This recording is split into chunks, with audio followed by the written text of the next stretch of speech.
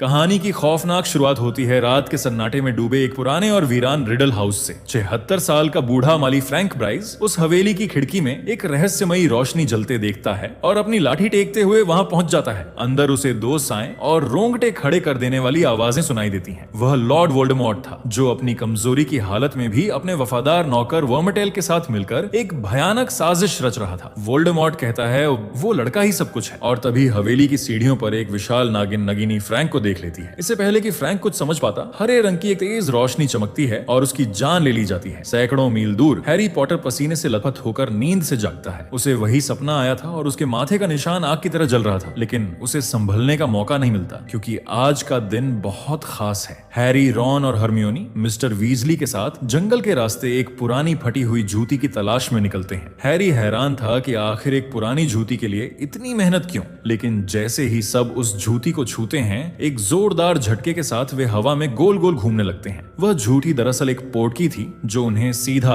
Quidditch world cup के मैदान में ले जाती है। वहां का नजारा जादुई था, हजारों तंबू और दुनिया भर से आए जादूगर। लेकिन यह जश्न ज्यादा देर नहीं टिका। वर्ल्ड कप के फाइनल के बाद रात के अंधेरे में अचानक चीख पुकार मच जाती है। नकाबपोश जादूगरों की एक भीड़ तंबुओं को जलाती हुई आगे बढ़ रही थी। ये डेथ ईटर्स थे, वोल्डेमॉर्ट के वफादार। भगदड़ में हैरी गिरकर बेहोश हो जाता है। जब उसकी आंखें खुलती हैं तो वह देखता है कि आसमान में एक खौफनाक खोपड़ी का निशान चमक रहा है, जिसके मुंह से सांप निकल रहा था। यह डार्क मार्क था जो 13 सालों बाद पहली बार देखा गया था। स्कूल वापस लौटते ही हैरी को एक और चौंकाने वाली खबर मिलती है। प्रोफेसर डंबलडोर ऐलान करते हैं कि इस साल हॉगवर्ट्स में ट्राइविजर्ड टूर्नामेंट होने जा रहा है, एक ऐसी प्रतियोगिता जिसमें जान जाने का खतरा सबसे ज्यादा होता है। नियम साफ था, 17 साल से कम उम्र का कोई भी छात्र इसमें हिस्सा नहीं ले सकता। जैसे ही जादुई गोबलेट ऑन फायर से 3 स्कूलों के चैंपियंस के नाम निकलते हैं, सब तालियां बजा रहे होते हैं, लेकिन अचानक नीली आग लाल हो जाती है और एक चौथा नाम बाहर निकलता है, हैरी पॉटर। पूरा हॉल सन्न रह जाता है। हैरी ने अपना नाम नहीं डाला था, फिर भी किस्मत उसे मौत के इस खेल में खींच लाई थी। क्या हैरी इस खतरनाक खेल में जीवित बच पाएगा, या यह उसके अंत की शुरुआत है? जैसे ही गोबलेट ऑफ फायर से हैरी का नाम बाहर आता है, पूरे हॉगवर्ट्स में सन्नाटा छा जाता है। हैरी खुद शॉक में था, उसे समझ नहीं आ रहा था कि यह कैसे हुआ। प्रोफेसर डंबलडोर उसे झकझोर कर पूछते हैं, हैरी, क्या तुमने अपना नाम आग के प्याले में डाला था? हैरी साफ मना कर देता है, लेकिन टूर्नामेंट के नियम पत्थर की लकीर थे। एक बार नाम आ गया तो आपको मुकाबला करना ही होगा। मगर असली मुसीबत तो अभी शुरू हुई थी। हैरी का सबसे अच्छा दोस्त रॉन उसे धोखेबाज समझने लगता है। रॉन को लगता है कि हैरी ने चुपके से अपना नाम डाला ताकि उसे और भी फेम मिल सके। दोनों की गहरी दोस्ती में एक ऐसी दरार आ जाती है जो शायद कभी नहीं भर सकती थी। अब हैरी पूरी तरह अकेला पडीडीएच चुका था। पूरे स्कूल के बच्चे उसे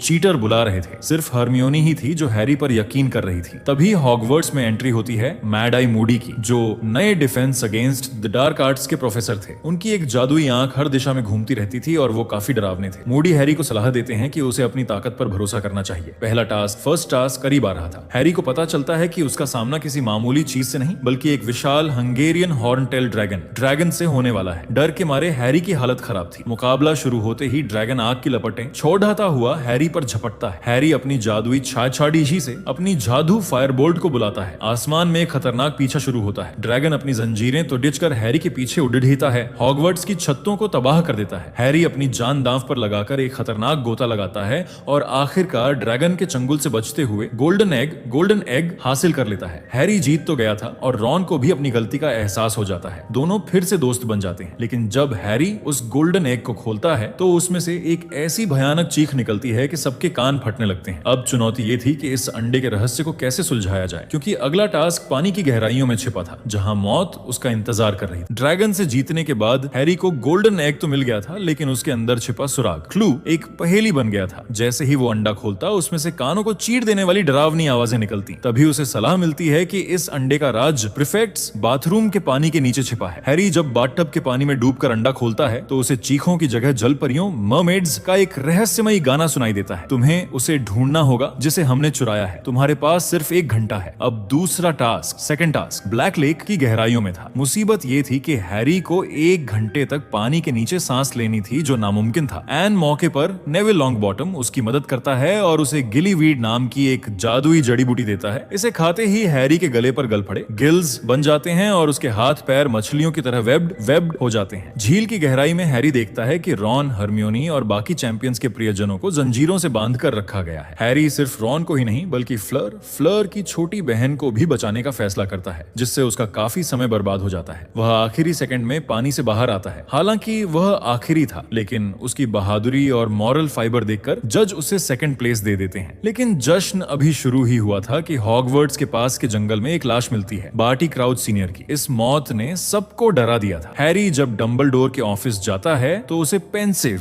एक जादुई बर्तन मिलता है जिसमें पुरानी यादें रखी थी। उसमें डूबते ही हैरी सालों पुराने एक मुकदमे को देखता है जहां बार्टी क्राउच का अपना बेटा ही एक डेथ ईटर निकलता है। हैरी को समझ आता है कि वोल्डेमॉर्ट का साया बहुत करीब है। डंबलडोर उसे चेतावनी देते हैं कि हैरी, तुम खतरे में हो और इस बार ये खतरा कहां से आ रहा है ये कोई नहीं जानता। हॉगवर्ट्स में अब तीसरे और आखिरी थर्ड टास्क की तैयारी शुरू हो चुकी थी। ये कोई मामूली खेल नहीं था, बल्कि एक विशाल और डरावनी भूल भुलैया मेज थी जिसकी दीवारें 20 फीट ऊंची थी। प्रोफेसर डंबलडोर ने साफ कर दिया था कि जो सबसे पहले ट्राइवर्ड कप को छुएगा वही विजेता बनेगा। लेकिन इस भूल भुलैया के अंदर सिर्फ रास्ता नहीं ढूंढना था, बल्कि उन अंधेरों का सामना करना था जो दिमाग को सुन्न कर देते हैं। जैसे ही तोप का गोला दागा गया, चारों चैंपियंस अंधेरी और धुंध से भरी गलियों में गायब हो गए। भूल भुलैया की दीवारें किसी जिंदा शैतान की तरह हिल रही थीं और पीछे से रास्ते बंद होते जा रहे थे। हैरी को अचानक फ्लर की चीख सुनाई देती है। जब वह वहां पहुंचता है तो देखता है कि फ्लर बेहोश पड़ी है और उसे भूल भुलैया की जड़ें खींच रही हैं। तभी हैरी का सामना विक्टर क्रूम से होता है, लेकिन क्रम की आंखें अजीब और खौफनाक लग रही थी। वह अपने होश में नहीं था, बल्कि किसी जादुई वशीकरण इंपीरियस कर्स के असर में था। क्रम ने सेड्रिक डिग्री पर हमला कर दिया था, लेकिन हैरी ने सही वक्त पर पहुंचकर सेड्रिक की जान बचाई। अब कप उनके बिल्कुल सामने था। सेड्रिक और हैरी दोनों एक दूसरे को कप जीतने का मौका दे रहे थे, क्योंकि दोनों ने एक दूसरे की जान बचाई थी। आखिरकार हैरी ने फैसला किया कि वे दोनों एक साथ कप को छुएंगे और हॉगवर्ट्स के लिए जीत हासिल करेंगे।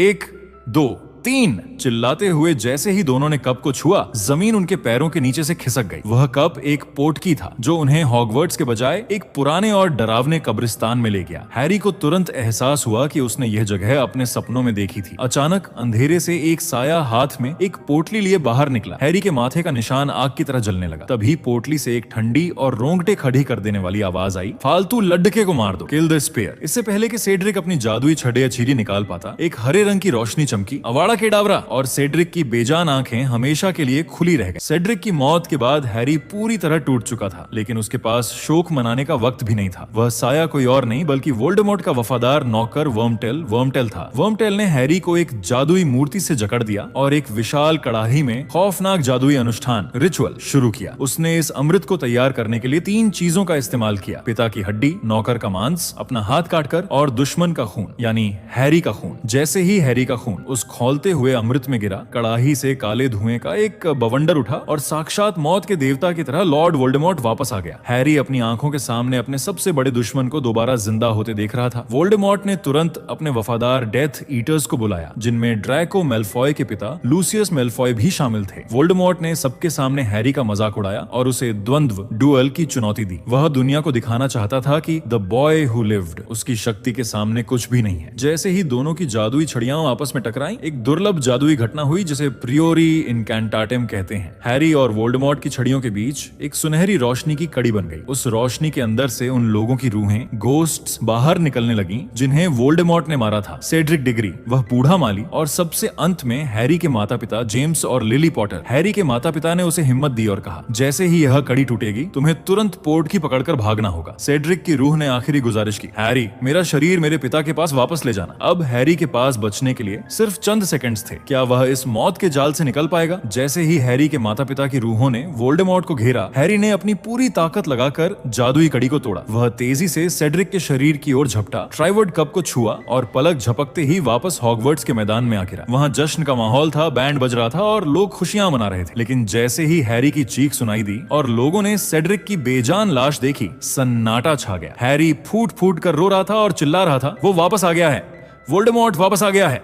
इस अफरा तफरी के बीच professor mad eye Moody Harry को संभालकर अपने कमरे में ले जाते हैं। हैरी को लगा कि वह सुरक्षित है, लेकिन तभी मूडी की बातें अजीब होने लगी। मूडी को यह कैसे पता चला कि कब्रिस्तान में क्या हुआ था, जबकि हैरी ने अभी तक किसी को कुछ नहीं बताया था। अचानक मूडी की जादुई दवा पॉलीजूस पोशन खत्म होने लगी और उनका चेहरा बदलने लगा। डंबलडोर और स्नेप दरवाजा तोड़कर अंदर घुसते हैं। सबके सामने सच आता है कि यह असली मैड आई मूडी नहीं था, बल्कि बार्टी क्राउच का बेटा था, जिसने पूरे साल मूडी का रूप धरकर सबको धोखा दिया। उसी ने गॉबलेट ऑफ फायर में हैरी का नाम डाला था और उसी ने कप को एक जाल पोर्ट की बनाया था ताकि हैरी को वोल्डेमॉर्ट के पास ले जाया जा सके। फिल्म के अंत में पूरा स्कूल सेड्रिक डिग्री को श्रद्धांजलि देता है। डंबलडोर एक भावुक स्पीच देते हैं और छात्रों को चेतावनी देते हैं कि अब दुनिया वैसी नहीं रही जैसी पहले थी। वोल्डेमॉर्ट वापस आ चुका है और अब सबको एकजुट होना होगा। हैरी, रॉन और हरमियोनी बालकनी पर खड़े होकर उड़ते हुए उन विदेशी मेहमानों के जहाजों को देखते हैं जो अब विदा ले रहे थे। हरमियोनी भारी मन से कहती है, अब सब कुछ बदलने वाला है ना? हैरी आसमान की ओर देखते हुए सिर्फ एक शब्द कहता है,